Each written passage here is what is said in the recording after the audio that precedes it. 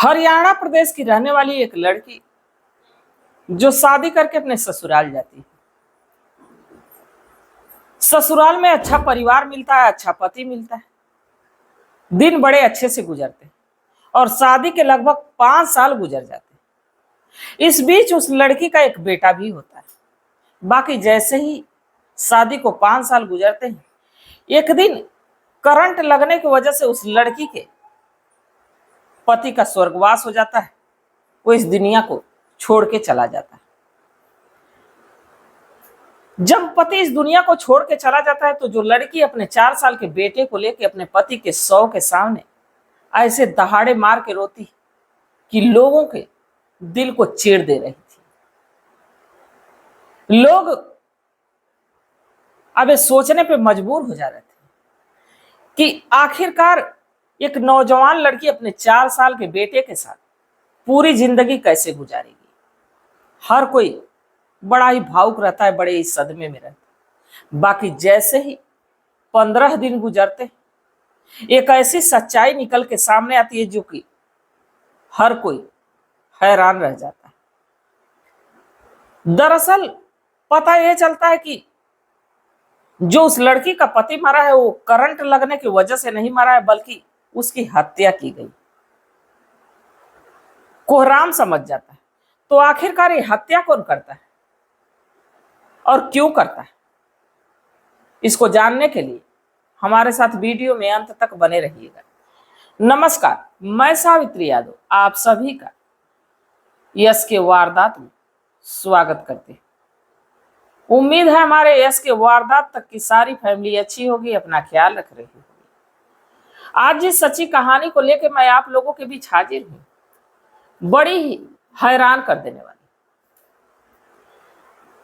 इस कहानी की शुरुआत करूं उससे पहले जितने भी हमारे दोस्त मित्र हैं, जितने भी हमारे साथी हैं, सबसे यही गुजारिश है कि जैसे इसके वारदात को आप लोगों ने पहले आशीर्वाद दिया, पहले दुलार दिया, पहले प्यार दिया, वैसा ही आशीर्वाद अभी भी दीजिए। आप लोगों की जरूरत है, आप लोगों की सपोर्ट की जरूरत है। उम्मीद यही है कि आप लोग वैसे ही साथ देंगे।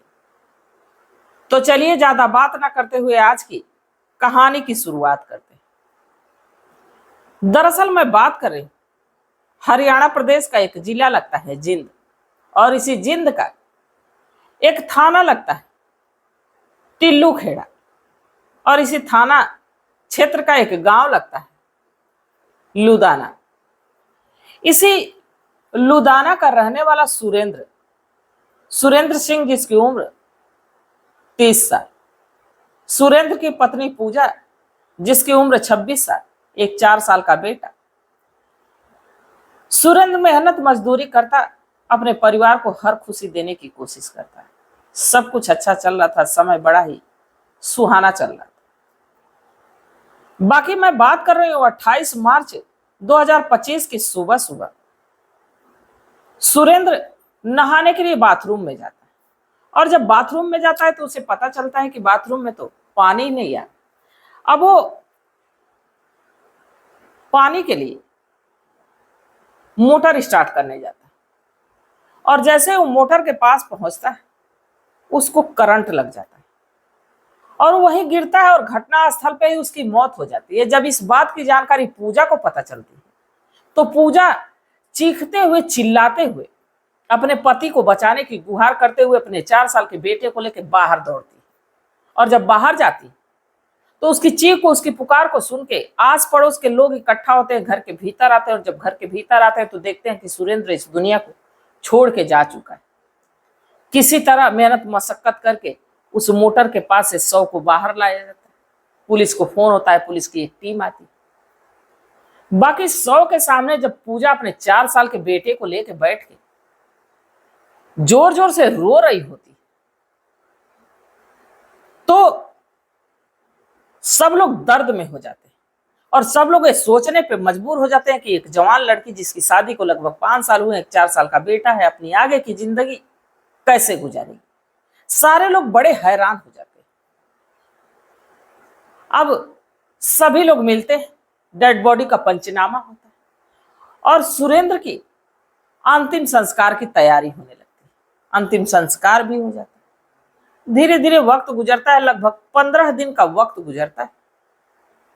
पड़ोस का ही एक व्यक्ति अपने घर के सीसीटीवी कैमरे को चेक कर रहा होता है, तभी कुछ उसे दिखता है। दरअसल जो इस सुरेंद्र का चचेरा भाई सोनू है, वो 27 मार्च को अपनी 4 व्हीलर लेके आता है और सुरेंद्र और सोनू दोनों उस 4 व्हीलर में बैठते हैं और घर से जाते हैं। तकरीबन 12 बजे फिर से 4 व्हीलर वापस आती है, पर सोनू अकेले आता है। जब ये बात वो पड़ोसी देखता है तो सीधे पुलिस को जाके सारा माजरा बताता है, सारी बात बताता है कि दरअसल मुझे तो लगता है कि सुरेंद्र की करंट लगने से मौत नहीं हुई, बल्कि सुरेंद्र की हत्या की गई। अब यहाँ सुरेंद्र का पोस्टमार्टम तो हुआ नहीं था, सब लोग भाव था कि करंट लगने की वजह से सुरेंद्र की मौत हो गई, इसलिए पूरे गांव वालों की सहमति से, प्रशासन की सहमति से उसका अंतिम संस्कार कर दिया जाता है। बाकी जैसे ही ये बात वो पड़ोसी पुलिस वालों से बताता है तो पुलिस वाले अब अपने तरीके से जांच शुरू कर देते हैं और जो सुरेंद्र की पत्नी पूजा है, पहले उसी की कॉल डिटेल निकालते हैं और जब कॉल डिटेल निकालते तो पता चलता है कि जिस दिन सुरेंद्र मरा उस रात से लेके यानी 27 मार्च से लेके और 28 की सुबह तक लगभग 30 बार एक ही नंबर पे बार बार बात हुई और ये नंबर होता है सोनू का।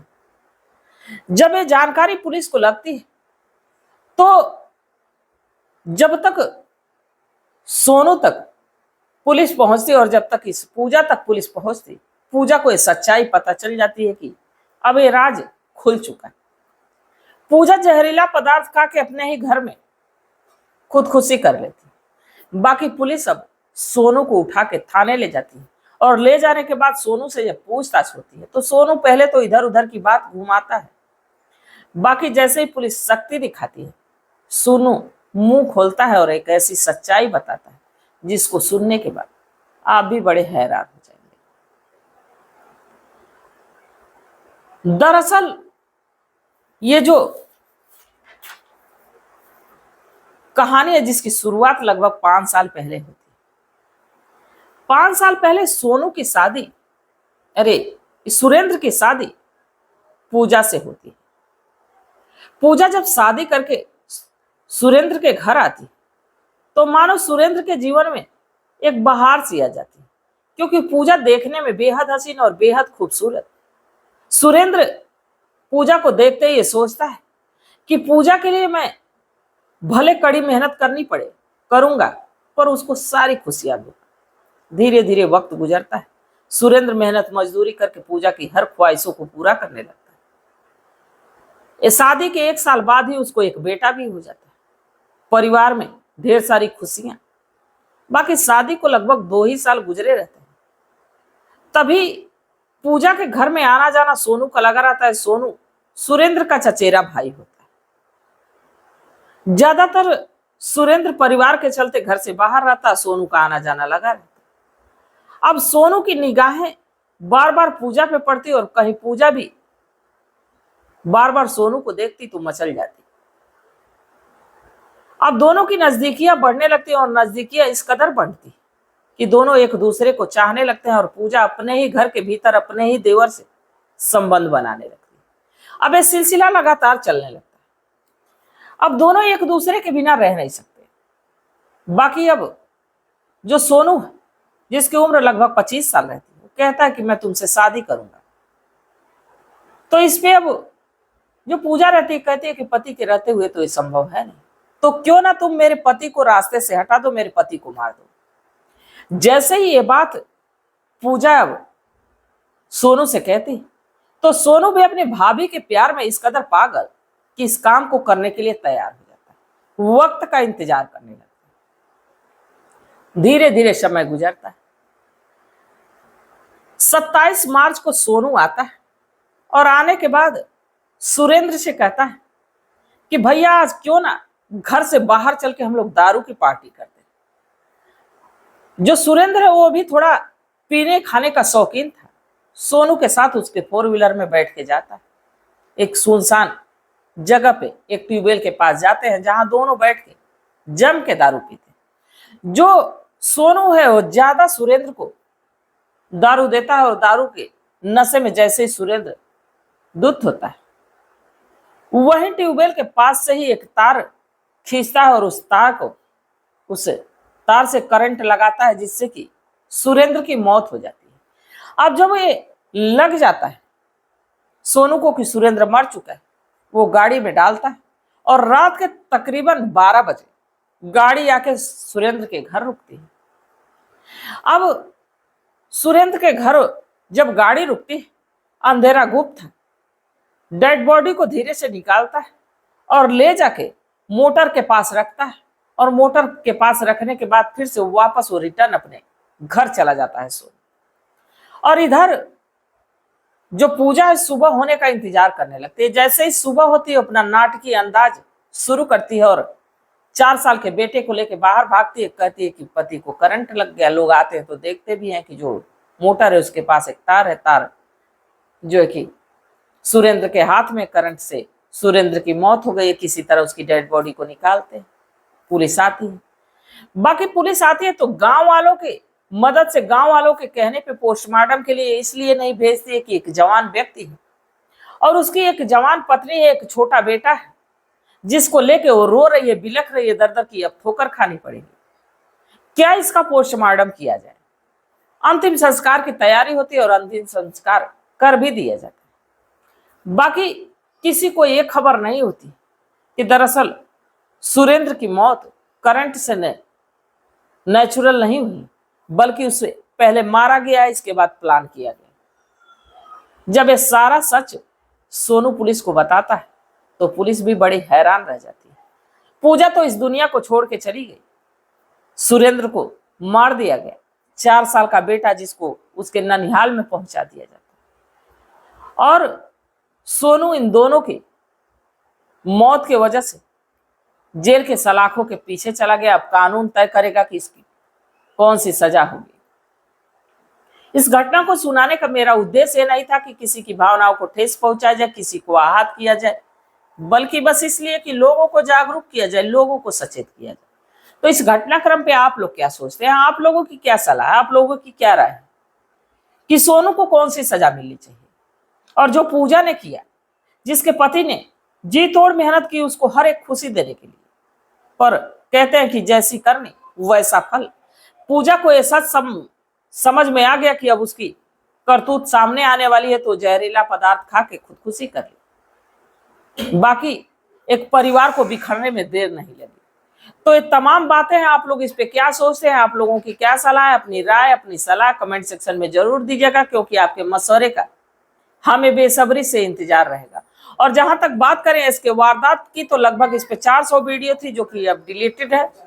आप लोगों के साथ से, आप लोगों के सपोर्ट से आगे उम्मीद है कि जैसे पहले आप लोगों ने आशीर्वाद दिया वैसे आगे भी देंगे, और हम हर रोज आप लोगों तक नई वीडियो लाने की कोशिश करेंगे। तो तब तक आप लोग अपना ख्याल रखिए, अपने परिवार का ख्याल रखिए, बाल बच्चों का ख्याल रखिए। मिलते हैं कल एक नई वीडियो के साथ, तब तक के लिए जय हिंद, जय भारत।